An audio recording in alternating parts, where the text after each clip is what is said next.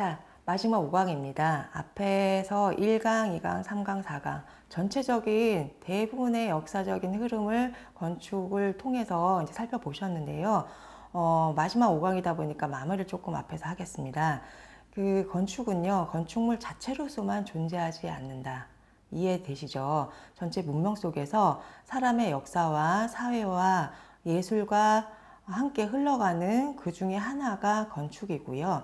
그래서 건축 역시 기술적인 건축물이 아니라 문화와 문명과 예술품으로도 존재하면서 지금 흘러가고 있다 라고 이해하시면 좋겠습니다.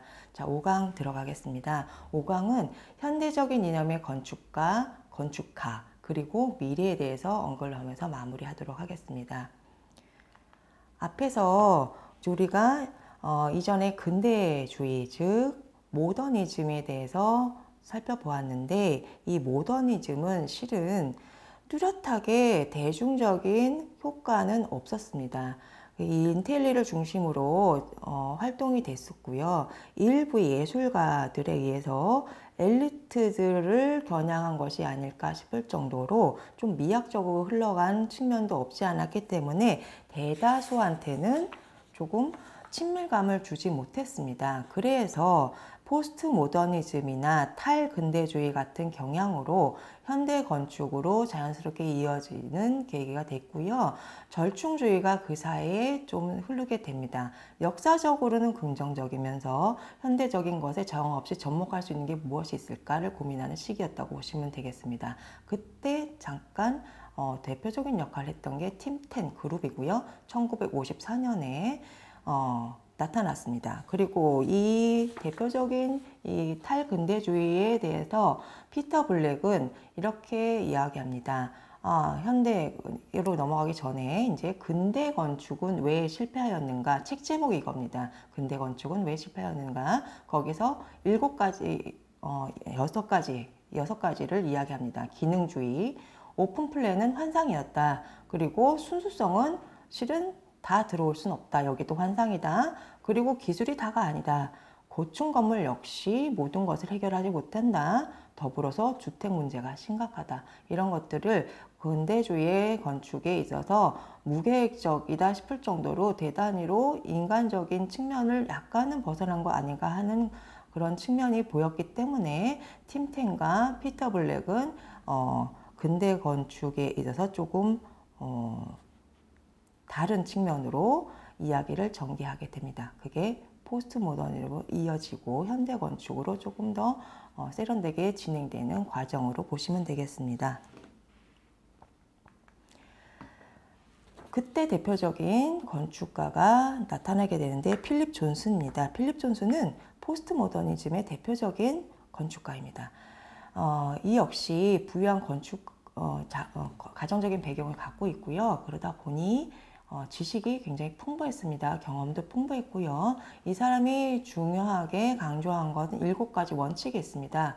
역사는 무시할 수 없다. 도면이 중심이어야 된다. 그리고 유용해야 된다. 경제적이고 고객에 있어서 봉사해야 된다. 굉장히 특이한 사항입니다. 고객 봉사를 중요한 7가지 원칙 중에 하나를 넣었고요. 그리고 구조와 창조는 굉장히 중요한 원칙으로 작용을 합니다. 그래서 우리가 볼 수 있는 현대까지도 당당히 서 있는 빌딩들이 많이 있습니다. 예일대의 생물학 연구소 1966년도에 건축이 되어 있고요. AT&T 빌딩 1984년에 들어선 빌딩이고요. 이건 포스트 모더니즘의 거의 대표적인 건물로서 어느 사진에서나 보여지는 건물 중에 하나입니다.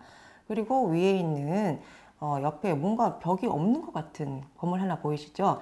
이게 글래스하우스입니다. 1949년에 시공이 됐고 미스 반데로라고 하는 건축가가 있는데 건축가 역시 미니멀리즘 대표적인 건축가입니다. 이 사람하고 형태상이 너무 유사했기 때문에 약간의 충돌이 있었지만 이 해석 방법이나 적용하는 방법들이 다소 다른 것으로 인해서 이 필립 존슨의 글래스하우스는 굉장히 유명한 포스트 모더니즘의 주택 중에 하나가 되었습니다. 자, 그 다음에 나오는 루이스 칸 역시 포스트 모더니즘을 쭉 끌고 간 대표적인 건축가 중에 한 사람입니다. 이 사람은 두 가지입니다. 육중한 벽체로 있어 공간을 에워싸게 만들고요. 그 에워싼 공간이 답답한 게 아니라 그 공간에 자신이 딱 들어가서 하나의 완성품이 되는 것 같은 착각을 일으키는 내부의 공간감을, 공간의 분위기를 연출하는데 굉장히 뛰어난 건축가였습니다. 더불어서 두 번째가 뭐냐면 빛을 통한 공간을 건축물로 승화하는 굉장히 독특한 방법으로 훌륭한 건축가로 평가를 받고 있습니다. 그래서 공간에 독특한 빛을 제공해야 디자인하는 것이다 라는 명언을 남기도 했습니다. 그 다음 나오는 것이 이제 해체주의가 되는데, 해체주의나 또 앞에 나왔던 포스트 모더니즘은 실은 건축물로 이제 이어지는 이론이 딱히 없습니다. 형태나 기술의 완성품으로 보여주는데 이것이 건축 작품이나 흐름을 주도할 수 있었던 것은 실은 다른 분야의 접목이 가능했기 때문입니다. 여기 나오는 네 사람의 이름이 있죠. 푸코, 소시르, 바르트, 그리고 데리다. 철학가와 사상가들입니다. 이 사람들이 해체주의나 근대주의 모순을 막 얘기했을 때 건축가들이 만나는 시간이 있었습니다. 굉장히 저로서는 행운이다 싶을 정도의 시기였을 거라고 생각을 하는데, 이 사람들에 의해서 굉장히 기반이 탄탄하게 그 이념이 전개될 수가 있었습니다. 건축에 있어서 그래서 이전에는 없었던 개념이 하나 나오게 됩니다. 건축은 단순하게 기술력의 종합이나 예술품이 아니라 의미 전달의 수단을 해야 된다라는 것을 가지고 건축하는 사람들이 자신감 있게 또 작업들을 진행하게 됩니다. 표현 방법에 있어서 기술적인 건축과 예술적인 건축 두 가지가 포스트 모더니즘과 해체주의를 지배하게 되고요. 여기 두 개가 이제 여러분들한테 보여지게 되는데, 찰스 무어라고 하는 대건축가에 의한 이탈리아 광장, 그리고 제임스 스털링이라고 하는 포스트 모던을 주름잡던 건축가에 의한 스투가르트 미술관의 전면입니다. 그리고 나서 또 레이트 모더니즘 시기가 한때 흘러가게 됩니다. 이제 레이트 모더니즘은 조금 더 예술성과 좀 더 건축적인 극과 극의 시기라고 보시면 되겠습니다. 추상적인 형태 언어를 갖고 야수파나 큐비즘, 다다이즘, 초현실주의와 함께 흘러갔던 파트가 하나 있고요. 그 구조나 기술적인 이미지가 과장되게 들어간, 아래서 보시면 시저펠리의 건축물, 그 다음에 헬무트 얀의 건축물처럼 이건 건축물이네 라고 드러나게 되는 그런 과장된 형태로 두 가지가 레이트 모더니즘 시기를 흘러가게 합니다. 자, 여기서 빠뜨릴 수 없는 또 한 파트, 앞에가 이제 유럽이었다고 치면은 여기는 또 이제 미국입니다. 미국과 유럽이 동시적으로 뉴욕에서 활동했던 작가들이 있었습니다. 뉴욕 5라고 일명이 일컬어지는 5명의 건축가들, 리차드 마이어, 리차드 과스메이, 피터 아이젠만, 마이클 그레이브스, 그리고 존 헤이덕이 있습니다. 자, 리차드 마이어는 하얀 건축입니다. 다른 것은 설명할 방법이 별로 없고요. 우리나라에도 강릉에 호텔이 하나 들어와 있습니다. 굉장히 비싼 호텔이긴 한데 보시면 저건 마이어 거구나 할 정도로 이 사람은 하얀 백색의 건물로 유명합니다. 피터 아이젠만이 있습니다. 피터 아이젠만은 해체주의 건축이 지속될 수 있게끔 이론을 발받침했던, 그리고 작품도 많지는 않지만 남겨놨던 굉장히 지식인 중에 한 명이고요. 이 사람 덕분에 해체주의는 철학과 더불어서 하나의 중요한 파트로 건축 역사에 장식을 하게 됩니다. 또 마이클 그레이브스는 포스트 모더니즘의 대표적인 작가입니다. 마이클 그레이브스의 건물을 보시면 이건 어느 시기와 동떨어서 포스트 모더니즘이구나를 보여주는 외향을 보여주고 있습니다. 자, 해체주의를 보실 때 이제 피터 아이젠만이 이론적인 작업을 주로 했다고 치면, 여기 사진에 있는 사람은 크리스티앙 노베르그 술치입니다. 크리스티앙 노베르그 보르잠박입니다. 보르잠박은 프랑스에 있어서 대표적인 라빌레트 공원을 설계했던 건축가이고요. 여기 그 사진에 까맣게 보이시는 거에 빨간 점점점들이 보이실 겁니다. 이 점의 위치나 박혀있는 형태들이 가서 보면 모두가 다 다른, 원어로 얘기하면 폴리라고 하는 하나의 위치성을 갖고 있는 점의 형태로 그 해체주의를 대표적으로 소개할 수 있는 공원을 만들어낸 크리스티안 포르잔박의 작업이고요. 오른쪽에 있는 것은 이 해체주의 대부인 피터 아이젠만의 스케치와 그 다음에 건축물의 모습입니다. 자, 어떤 게 느껴지실까요? 질서정연한가요? 질서정연은 없다고도 못하는 건데 이게 어느 축이 없습니다. 즉 그겁니다. 해체주의는 일정한 어디 원점에서부터 균형 있게 돌아가는 이런 것들을 모두게 파괴하고 없애고 새로운 그 선을 그으면 그 선의 이유가 있고 모든 것의 이유에는 의미가 있고 그 의미가 있는 것이 건축물로 완성된다. 굉장히 어려운 작업들이기 때문에 실은 건축물로 완성되기가 어렵고 현재 남아있는 것이 몇 개 없습니다. 자, 노먼 포스터입니다. 굉장히 지식인이고요. 그리고 형태와 기술의 만남을 현대적인 사람들이 모든 기술을 추구하는 사람들에서 대표적으로 촉망받는 건축가이고요. 지금 자연과 함께 존재하는 건축물로 하이테크라는 용어를 만든 건축가입니다. 노먼 포스터 경이라고 해서 노먼 포스터인데 경의 칭호를 받게 되기까지 그 작업이 위대함을 평가받는 영국 건축가입니다. 세 개의 건축물이 있는데 런던 시청사와 함께 독일 베를린 의사당. 자, 보시면 세 개의 건물에 공통된 게 있죠. 곡선이고요. 표면적으로 매끈합니다. 그리고 유리가 흘러가듯이 어디 굴곡진 면이 딱히 없는데 이게 투명한 것까지 있어서 안에 공간이 마치 비춰지지만 실은 건축물로서의 역할을 하는 게 하나도 무리함이 없고 이게 무리함이 없으려면 기술적인 것을 반영을 해야 됩니다. 그 다음에 나오는 프랭크 게리 역시 굉장한 건축가인데 아직까지도 작업을 활발하게 하고 있습니다. 프랭크 게리는 뭐랄까 예술적인 작업을 건축으로 적용을 해서 그 예술품을 자기가 건축을 마치 장난치듯이 어떻게 보면 이게 가능해? 라고 하는 그런 형태를 처음으로 만들어낸 사람이라고 보시면 되겠습니다. 앞에서 다시 보시면 이 노먼 포스터는 굉장히 단정하고 점잖습니다. 그리고 이게 구태의연하지 않은 고전적인 것을 이제 벗어나서 현대적인 미래로 가는 발판을 보여주고 있는 좀 선도적인 역할을 하고 있다 치면 똑같은 의미에서부터 했을 때 이 프랭크 게리는 이 재미난 것을 조금 더 강조한 작가라고 저는 이해하고 있습니다. 왜냐, 이 사람이 처음 건축을 하기 시작했을 때 이 도면을 만들 수가 없었습니다.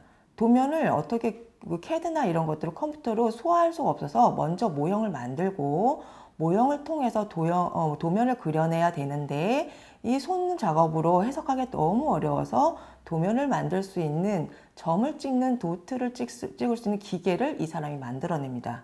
즉 다시 우리가 시대를 훅 건너뛰어서 올라가면은 레오나르도 다빈치 같은 역할을 했다고 저는 이제 이해하는데 이 게리는 약간의 천재성도 있고 창의력은 물론 말할 필요도 없고 건축을 무미건조하고 재미없고 단순하게 하는 게 아니라 재미를 도입할 수 있는 형태를 만들어낸 처음 작가이지 않을까라고 합니다.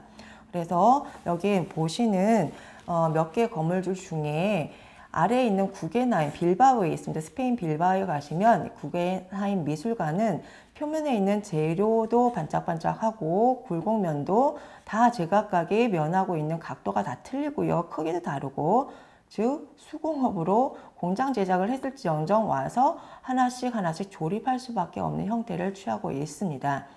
자, 여기서 잠깐 사람들이 안에 들어가서 모든 공간을 다 이게 재미나게 편안하게 받아들이느냐, 이건 약간 물음표입니다.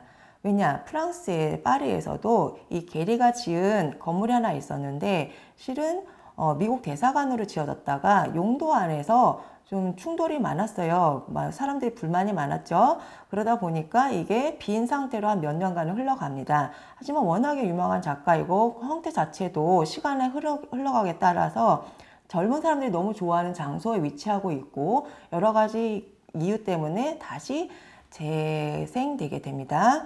형태상으로는 변하지 않지만 용도가 바뀌게 되는 겁니다. 대사관은 들어가지 못하고 지금 현재는 영화 박물관으로 이용이 되고 있습니다.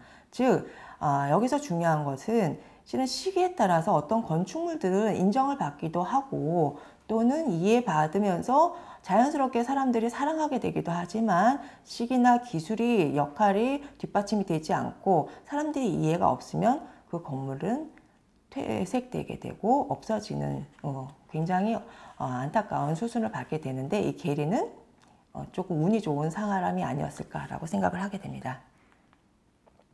자, 마지막으로 소개해 드리는 사람은 여자 건축가입니다. 자, 시대상으로 여자 건축가들은 그렇게 드러나는 작업을 할 수가 없었고요. 고전에는 아예 없었습니다. 그 똑똑한 사람이 없었냐, 이거는 별개와 더불어서 지금 시기상으로 이 건축가들의 역할을 제대로 할 수 있던 시기가 실은 근대 이후에도 한참 이후에 현대에 들어서부터라고 보시면 되겠습니다. 자하 하디드가 그 역할을 톡톡히 했고요. 최초의 여자 프리츠커상을 받은 유일한 건축가입니다.